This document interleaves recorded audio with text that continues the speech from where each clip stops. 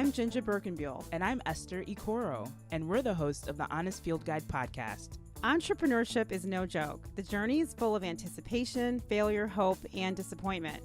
You'll make money and be totally broke at the same time. The Honest Field Guide podcast tells you the truth. We know being an entrepreneur is crazy hard, and you will sometimes cry at dinner. Listen in to be inspired, laugh, and learn how to really thrive on your business journey.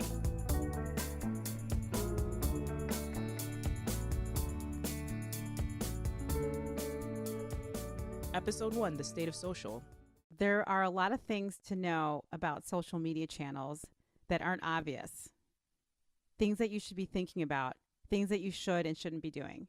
And we're going to talk about those things today, specifically as they relate to Instagram, which is one of the most fun, powerful, amazing, and creative social media tools I think is out there right now. Yeah, Nothing competes with Instagram to me right now. It can also be the most obnoxious depending on what you post, but Absolutely. We'll get into that. Yes, absolutely true. All right. So tell me why people should be using Instagram, because I have my reasons. You have your reasons for using Instagram? I have my reason why people should be using Instagram. So we should be clear that this podcast, The Honest Field Guide, is designed and directed towards entrepreneurs and small business. We're not talking about how to do anything as an individual person or a consumer. None of these tips will relate to posting pictures of your kids. No, and it absolutely will not relate to shopping for yourself necessarily, unless you're thinking about shopping for yourself along the lines of shopping as a consumer because you're trying to get someone to come to your business. We're not talking about you as a consumer. We're talking about you as a business. Exactly. So I have to be very clear. So Instagram is an amazing channel when you're a small business or an entrepreneur because you have the ability to curate your visuals and curate what's in your head by finding things that you like to look at or that you like to post about yourself. So Instagram is a channel that should be used exclusively for visual inspiration, right? I mean, if you think about Instagram and what you like to do there, you like to live vicariously through other people. Look at their pictures. You look at the food they're eating. You look at the clothes they're wearing. When you're a business, on the other hand, you should be thinking about that channel and how people are looking at you like that. Yeah. Right? So if you, for example, are on Instagram and you're posting pictures of yourself, think about what your potential customer is thinking about as they're looking at you on Instagram, because that's what they're doing. They're judging by what they're seeing. They're not judging by what you're saying. They're not judging by how you're speaking because they can't necessarily hear you unless you're doing an Instagram video, and that's fine. But they're really looking for visual cues to make a decision about you and potentially your business. And so that's something you have to think about when you're on Instagram. I like to think about Instagram as the magazine of our lives, right? If Twitter's the water cooler of our lives, because Twitter is a place where live conversation happens, Instagram's definitely the magazine of our lives. What? Twitter is the water cooler. It is. I know. Twitter's a place everybody goes to talk about whatever's going on. You're right. If somebody dies, if there's a game, if the season finale of American Idol is on. Exactly. I'm on Twitter because I want to see the memes, I want to see the jokes, I want to see the screen grabs. Yes, and you're also going to Twitter because maybe you're deciding, I really want to know what's happening in politics today because I want to get angry. Right. I want to be angry. And the live feeds are on there. But back to Instagram for a second. Instagram is a magazine. It's first and foremost a visual platform. And so you need to decide what the visual personality of your brand is. I'm seeing a lot of very disturbing things from small businesses on Instagram. Disturbing? Very disturbing. Wow. What is And by disturbing, I mean hideous. Have you seen By disturbing, I mean terrible pictures. Yeah, terrible. Photographs that aren't purposeful. Yeah. Photographs of things that blend into their personal lives, that aren't business photographs, that aren't related to the brand, right? Even if your brand has something to do with clothing or lifestyle, like those should be purposeful lifestyle shots. And that doesn't mean you have to have like a 16-person team with you. First of all, I'm stuck on the word hideous, but we can come back to that later. I go through Instagram and I wish I could unlike things that I have never liked. Just such a great word. Downvote them. It's such a great word. So can you talk to me? And what I love talking with you about, Esther, because you're an amazing social media photographer. How do you develop a visual eye to make beautiful images? Because I think that's a real problem for a lot of people. They don't necessarily have They don't know what the looks aesthetic. They don't know necessarily what looks good. What are some of the top 3 things you could do to help yourself figure out what looks good? One, I would go to similar brands that are doing well. Companies that have similar products, and I'm looking at the way that they're presenting their product. That can be a way to really understand what works. And photos, I get it. Everybody isn't photography minded. You can literally just go to GH Bass, go to their Instagram, pick any post and try to recreate it using your own product. Brands that are really leading online. Yeah, because they have social media teams and people whose job it is to think about what colors go together and how to stage something. So just take your cues from a brand that is similar to your product. Look how they contextualize their product in their photography, and look at the types of lifestyle shots they do, and do a version of that. And I think when you talk about looking at a brand that, looks like you also might look at brand that you want to be like. Yeah, definitely. Because sometimes you have something that doesn't exactly align with what's out there, but you can find something that you're like, you know what, this is one of my favorite brands, and it may not be exactly what I'm doing, but I love it. For example, one of my favorite brands is Anthropologie. Yeah. But I don't sell clothes, but I love their look and I love their feel. And that word you used, look and feel, is really important. And I think that when it comes to social media, that's something that a lot of small businesses take for granted. We're living in an age of look and feel. Yeah, it's tough. It's tough, though. It's tough. It's tough, but it's necessary. Yeah. And you know why it's tough, though? You know why it's tough? Why?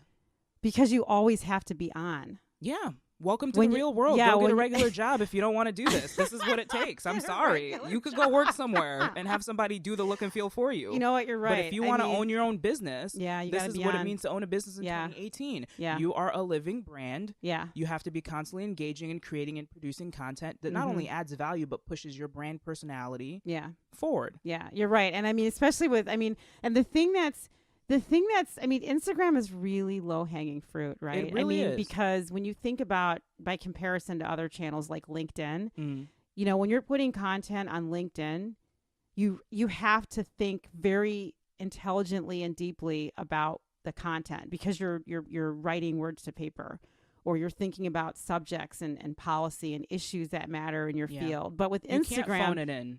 You can't phone in LinkedIn, but with Instagram, you can quickly emulate someone and put it on your channel just to get your chops. There's a lot of people that need to get their chops. They're not there yet. They're not phase 2 or phase 3 of their Instagram experience, especially as a small business or as an entrepreneur. So you have to figure out ways to learn to get better on Instagram. You've got to, like we were saying earlier, take a look at other brands. If you don't want to focus on large brands, maybe there are some small local brands that are doing amazing. Yeah, they're killing it. They're like always. The company down the street that is rocking out on their Instagram channel. Like, maybe they're not posting enough content, but you know what? When they do put stuff out, it's like, that is so great. And that's important too, because a lot of times when we talk about Instagram, people get overwhelmed because they feel like, well, I have to post every day, which means every day I have to do a photo shoot. Every day I have to come up with something clever, inspirational. I have to design something. It's okay if you don't post every day, but as long as your posts are of quality and they're consistent, as far as you're not posting 3 times one day and then not anything for the next 6 months. So what I would say is I would take time and I would come up with a look and feel. Pick out some brands that are similar to your brand, whether they're big brands or small brands. And how about colors? Like looking for colors that you like. Choose your color scheme, but have example photographs and example color schemes and example kind of post examples, like a quote card that looks like this. Put that all on one sheet of paper so that you know the next time. What are you talking about, like a mind map? Not a mind map, almost board? Like create a mini brand guide for yourself. Oh. Create a mini brand guide. Okay. Right? And what that involves is show me example posts, whether you're doing screen clipping or saving other people's photos, examples of what you want your brand to look and feel like.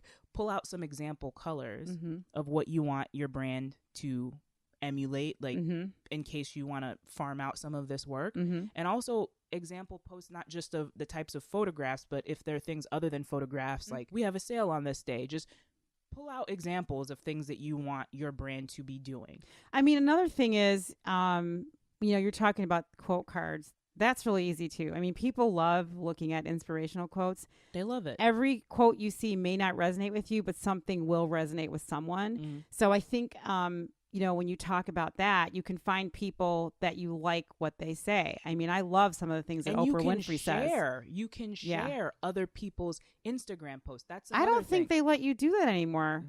You can. What's the app? Because it used to be Repost. There's an app called Regram that work. You can just screenshot a quote that you like, crop it, and credit the person who created it. That's good to know too. And I say something like, shout out to @Birk Creative for posting this amazing quote. It really resonated with me. You know what? How do you do a screenshot on an Android?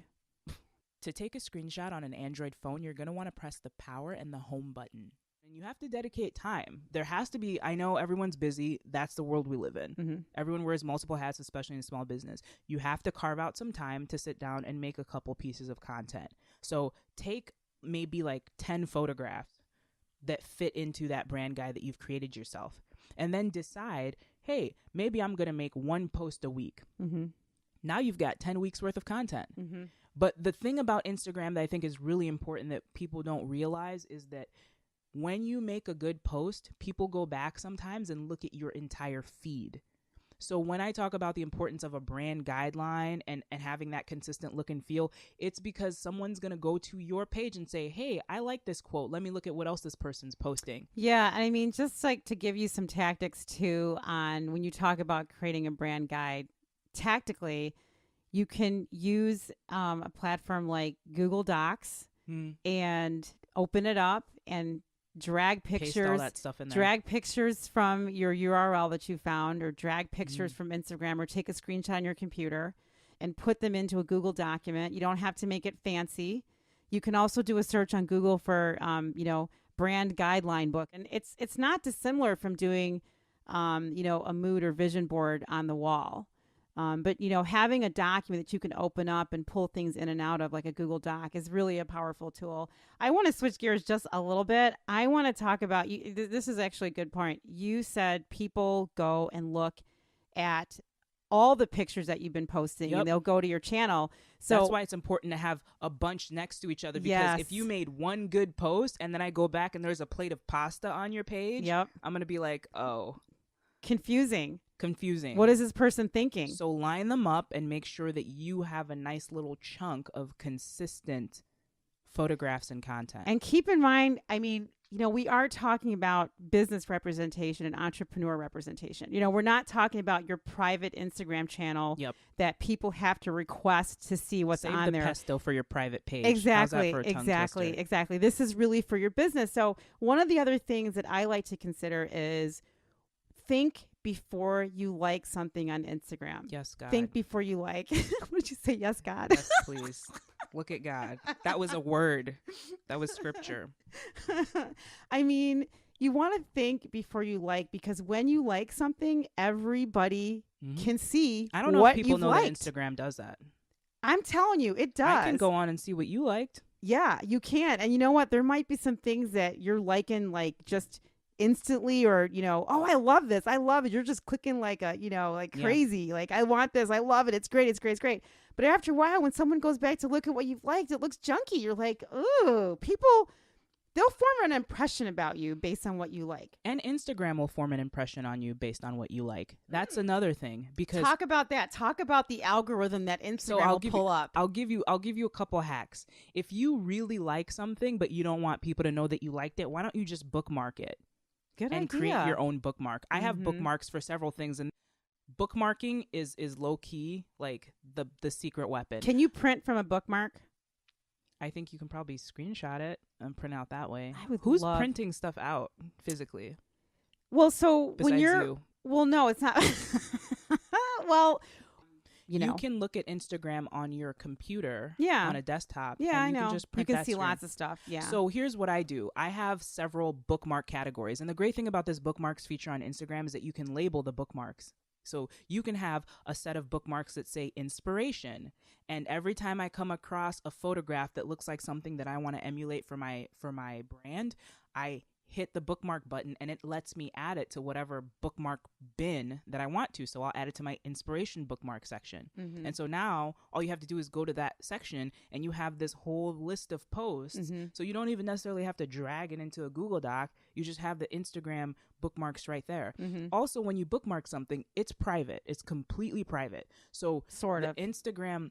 But I mean, don't mislead. I mean, Instagram knows what you're bookmarking, and there's data going back to tell people what's being bookmarked, and it's helping brands that are advertising to the consumer what's working and what's not working. So there's all kinds of information being shared. But to your point and to what I'm saying is that when you bookmark versus when you like something, that's something that your potential customer won't see. They don't have access to your bookmark. You know, the only people that have access to your bookmark are you and Instagram. Yeah. But the reason that that's important is, I'll give an example. I was, doing work on another social channel, and an image popped up in my feed that I looked at and I thought, wow, that is really a horrifyingly awful image, and the message is wrong. And I said, who put that there? And I went and I looked and I said, wow, I'm actually surprised that that person liked that image. And it disappointed me. I thought, you know what? Like, that gave me a weird impression of that person. I thought, that is surprising. That's disappointing. I'm disappointed. And so I feel like you have to really be careful. I know it's easy. Like, I have a lot of friends that put a lot of amazing content on social. I would love to like every single thing they like, and I would like to like it all because I want to validate their vision and their expression of themselves. But I don't always do that because it's not necessarily what I would do from my business channel. Now, I will log out of my business channel. I will easily go to my private channel and like their stuff to like there's no tomorrow. But when you focus on, the representation of your business, that's the place where you draw the line about the things that you like and that you don't like, because you don't need people to see all of your private business like that. One thing you should also know is that, let's say a questionable image pops into my feed. Anyone that I'm already following that has liked that image will be at the top of the list. Instagram wants you to know that your friends have liked things. So if I see a post and I'm following Birk Creative already, if Birk Creative is one of the 20,000 people that have liked that post, it's going to say Birk Creative first on that post. So you can't hide, even though it's like, oh, well, this post has 20,000 people who have liked it. Your name is going to float to the surface when people who are already connected with you are glancing at that to say, oh, where's this image from? And this always goes back to the question of, when people go to your Instagram channel, and I should really switch the word from people to potential customer. Yeah. When a potential customer shows up on your channel, will they still want to hire you based on what they see or not? That's true. That is the ultimate question. That's why we're talking right now. That's why we're having this conversation. Counts. Sometimes it's even helpful, honestly. When is it delete helpful? all those bad posts. Well, people do that all the time. Please do that. If you go back and delete all Get some of the ugly stuff. Remove the ugly stuff, because just because please you're don't starting take pictures to of do your the feet. right thing no right more feet now. Pictures. No more feet Who's pictures. taking pictures of their feet? Some people take pictures of their pedicures and stuff, and I just need it. When you're a business, please stop. Page. Unless you own a nail salon. Yeah. If you own a nail salon, you need to be showing images of amazing pedicures nails. And amazing manicures. That's what you're supposed to do. It's just like a makeup video. Definitely. Right? But other than that, please don't. And, here's another tip I want to just share really quickly on Instagram. Okay, if you're doing an Instagram channel for your own personal sake, then you're fine. But if you're a business, I don't want to see pictures of half-eaten food on a plate anymore. Like, I don't want to see food that's partially eaten. Things like that. I mean, you know what I'm saying? If you're not a restaurant, or if you are a restaurant. If you're not a restaurant, you shouldn't be posting pictures of food on Instagram.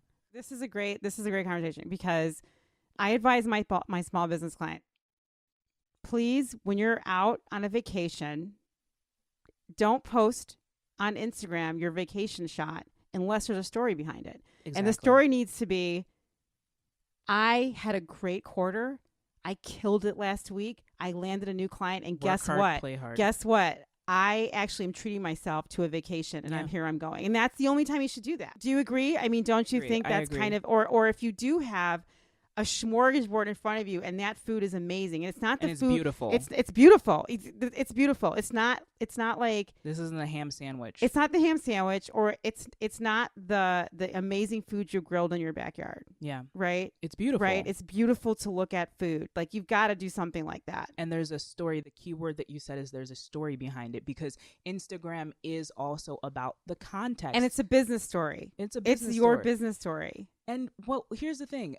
Your personal brand is at the center of Birk Creative because you're at the center of Birk Creative. So as a small business, even all of your posts have to further your brand, but when you're telling stories, sometimes you can move to, oh, well, I'm treating myself, work hard, play hard, or say something inspirational. That might not have something to do directly with your actual product or service, but it does something really important because it adds to the ambiance and it creates context around the personality of your brand. You know, and I'm glad you brought that up, because I get questions often.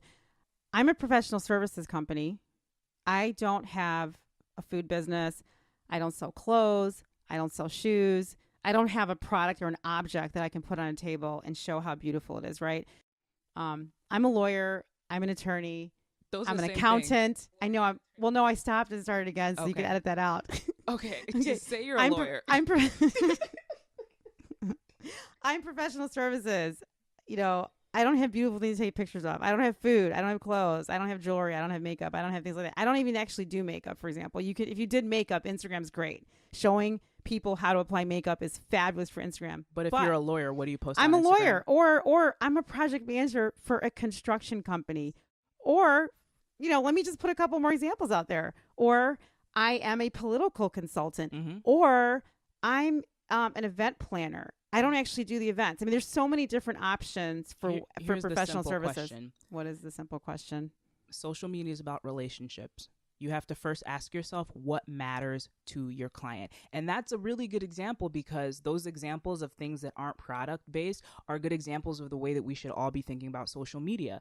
You should not be posting 5, 10, 15 photographs of your product back to back to back. You want to know why? Because it feels selly and spammy. Selly and spammy. You can't be selly and spammy. People get tired of that. What you need to do is create context and an ambiance around who you are and what you do. And your content should first and foremost add value to the people who are viewing it. So let me give you an example. If I was a pest control company, I would be doing things like making posts about, well, don't show the roach. No, I'm not going to show the roach, but you know what I will show? I'll show a picture of a beautiful cookout in someone's nice backyard. And I'll give you 5 tips on how to keep those bugs away in the summertime when it's cookout season. I love that. Can I use it? You're not a roach company. Let's talk about how a lawyer or a law firm can leverage Instagram for their business. Yeah. For larger firms where there's multiple lawyers and they're dealing with larger issues in the legal field, what are the nonprofit organizations that you support? And what are the events that you attend with your firm? What are some of the resources that you provide to the other lawyers that might be wanting to work there? Exactly. Just put a picture of your civic duties. Yeah. Put a picture on all of the people that work at the law firm. You could be posting their bios on Instagram with their photographs. Yeah. I also think to consider when you're a business that Instagram is a great channel for recruiting, because young people that are applying to your job or to your company, they want to know that you have a social media presence. And if they don't see things on Instagram, they maybe don't think you really exist. I think you're not a forward-thinking company. Or they don't want to work there because they feel that they're not going to be able to stay connected with their friends and their relationships. They're not going to be able to brag about their new job at your company because you don't have an Instagram channel, which means that you're sort of taking a little ding on your brand because you're not leveraging the influence of these, new employees on social media. So that's another way to think about social media, like Instagram specifically for your business, because it is a recruiting tool. I know that the way that I use Instagram for my business is I look for people that I want to hire, not to work for me, but to provide a service to my company. For example, I had an event last week, and I looked for, I was on Instagram thinking, okay, I need someone to cater something very special for my large tech client. And I want something really unique, original, colorful, creative, not only because I want to make my client look good, but I actually want to have them have an opportunity to promote themselves through my client on my company. And so there's a lot of ways you can think about how Instagram works. So let's do a quick recap on the top 5 things to think about when you're a small business or an entrepreneur and how to use Instagram effectively for your business. And let's give also one extra tip for companies that are in professional services, Esther. Number 1, copy brands that you admire. Use bookmarks and strategic liking to save content that is in line with what you want your business to look and feel like. And then go back to that when you hit that roadblock of not knowing what to post and use that as a basis for creating your own stuff. Number 2, think before you like that post. Your potential customer is watching. Your current customer is watching. They're looking at you. You are being followed. You are being followed. You are being followed. Ask yourself before you like a post, what if that post you like showed up in your customer's feed? Would they want to continue to work with you, or would they start questioning their decision about working with you? That's how you need to look at the content that you're liking. Pretty much on any channel. This is not even just an Instagram tip. This is any channel you're working on social media. Be very judicious before you like something. Your personal channel, do what you want. Number 3, share pictures of beautiful things and hone your eye for things that are beautiful. A lot of you guys are posting things. I know nobody posts something on Instagram thinking this is hideous, let me share this. But I have some serious questions about your tastes when I see some of the things people are posting. So relating to the first tip, when you see brands that you like and want to copy, think about if the picture you're posting is in line as far as beauty goes with the types of things that the brands you want your brand to be like are posting. I love that. That is amazing. And most of the time, here's a little tip, that's not a plate of half-eaten pesto. I'm sorry. Food photography is extremely difficult. There's a reason why there are people who get paid to do it. Yep. It is really hard with the yellow fluorescent lighting or whatever restaurant that you're in to make a plate of food not look like a plate of vomit. When you are a jewelry or a clothes designer and you're a small business, there are professional people that model clothes. There's professional people that will rent you their hands to show your jewelry. Really think about your brand, not just the object that you're selling, but the way it's being presented.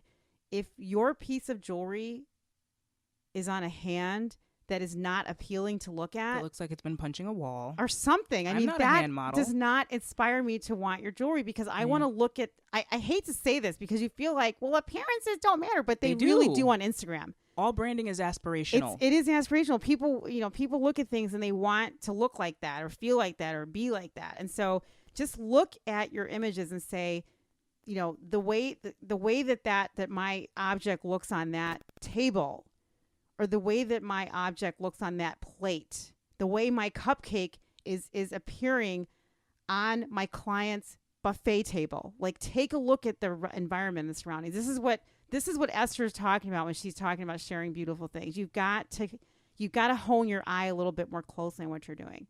And there are people out there doing great stuff. And maybe if this is something that you just feel like you cannot do, hire someone. Hire a professional. Birk Creative. Hire Birk Creative. Absolutely. Because I will guide you. You have no idea how much money you're leaving on the table as a small business by presenting your products in a context that is not appealing. Yeah, you're literally wasting your time and energy. Yeah, because customers are going to turn away and they're not going to buy. I'm going to look at that and think, am I right? Yes. Yeah. Okay, so number 4. Number 4, follow, like, and comment on the pages and content of local businesses. This is extremely important. You have to be part of the conversation that's going on. And it doesn't mean that you only follow, like, and comment on jewelry brands. Like, your post might get lost in the noise if you're posting or commenting on Tiffany and Company. But if you're posting and commenting on a local business, that's more likely to pull customers your way, because someone who wants to support a small business that is maybe a clothing brand will now be hip to your brand that is maybe a complementary jewelry brand because you're active and you're present. So when they go to click on your page, they'll say, oh, this place is right around the corner, or this person's from Chicago. That makes a huge difference. I mean, here's the other reason to comment on a local business, because you're building community around your own community, and you're starting to share wealth and knowledge and information and share influence. So when you engage with local businesses, they will engage with you too, which means you're building a tribe. Also like and comment and engage with Target, but definitely share the love with a local business, because that's really where you're going to gather your strength. Unless you get lucky. You might get lucky. Like, you might get picked up by Target. They might say, you know what? But that is highly unlikely. It's highly unlikely, but it could happen. But it's you know, it's like a lottery ticket. It's a lottery ticket. Or it's like, you know, if Oprah Winfrey decides to call you and ask you to be on her show, it's unlikely, but it could happen. Yeah, I wouldn't bet on that, though. You wouldn't bet on that either, right? So the point is that local business relationships are the ones where you can grow that. So that's why engaging with local is really awesome on social. And then number 5. Wait, but guess what happens? Guess what happens happens when you engage with local businesses? What happens? It's going to be good. This is going to be a good thing, Even right? if people aren't following you, when they follow local businesses, guess who pops up as a suggested page to follow? I have no idea. You. Awesome. So you want to put yourself in the position that for Instagram to be suggesting you. And Instagram is going to suggest you to people that they feel like you are contextually relevant to. And number 5 is the like, comment, and engage with your potential customers and your current customers. This is huge. This is really huge. This is huge. This is big time. If somebody is following you, or you're following a potential customer, you need to get on their radar. If you follow me, but you're not engaging with my content, I don't know who you are that you exist. And we didn't even talk about this in depth, but when you engage with your existing customers or existing clients, they love it. It builds rapport. Yeah, and it signals to them that their relationship with you is valuable, and you're willing to put your reputation on the line for them, which means that they'll put their reputation on the line for you. So it builds influence and confidence. That's what the nature of business is competition, and there's enough to go around. So when you think that someone is going to steal your customer because you're engaging with them, it's not going to happen, because when you deliver high quality service and value to your customer, why would they want to go anywhere else anyway? And if they are going somewhere else, then that's a lesson to be learned that, you know, what do I need to do differently to maintain this relationship? What do I need to do to make this better? Because obviously something's happening. So don't ever think that you sharing the success of your customer is going to mean that the customer is going to leave you for someone better because they're with you because you are better. So don't ever be afraid of that. So that's a really important tip to say, which is what you just said, Esther, to like, follow, engage with your existing customers and your potential customers that you're targeting. Your brand also wants to feel like it has a real person behind it. Yeah. And if you look at all these other big brands, there's a reason why they have familiar faces and they're utilizing influencer marketing. It's because you want to feel familiar to your customer. You want to feel like there's a real person behind the brand. Yeah. And if you're just like, we have a sale today, and you're not like, those boots look great on you. That makes me feel different as a customer. Now I think that not only do you care, but you're present and you're active. Right. And I want to engage and purchase from a present and active thing, because if you think enough to comment on my picture or like something, I feel like if I message you about customer service, you're going to be very responsive, right? Because you're present and you're active. This is JinJa, and I have a few tips that I want to share specifically directed to women in business. Join in if you want, Esther, if you hear something. But one of my biggest concerns about women in business is that we are too afraid to share on social media. Social media being the number one way for us to grow our business and to expand our relationship with customers, expand our brands, or expand our entrepreneurial desires. We are too hesitant to really use the tool honestly and authentically. And you know, when you're a woman on social, you know, a lot of things go through your head. You know, you have families to take care of, people are counting on you. What if I make a mistake? What if I don't look good enough? What if I don't look good enough? Right. I have to be perfect, right? I've got to put on good pretenses all the time. Everybody needs to think I'm killing it and I'm winning. Stop it. Stop that. Stop that. The reason why there are some women that are really killing it in business is because they're not afraid. They're approaching a lot of what they do in a fearless way. And so being on social means sometimes showing your failures and mistakes as a woman, because other women will look and say, I'm not alone. I see another woman that's stumbling just like me. She's got a child, but she's somehow doing this. I see it. Look at what she's dealing with. And that's my tip for women, is to not be afraid and don't try to be perfect. Thanks for joining us on this week's episode of The Honest Field Guide, where we talked about the state of Instagram. I'm JinJa Birkenbeuel, CEO of Birk Creative. And I'm Esther Ikoro, and this is The Honest Field Guide. The Honest Field Guide podcast is produced by Birk Creative, written and created by JinJa Birkenbeuel and Esther Ikoro. The podcast is recorded in the innovation and technology capital of the Midwest, Chicago, at Stomping Ground Studios in Ukrainian Village. Original music is written by and provided courtesy of Utah Carol. Follow Honest Field Guide on Instagram and Twitter.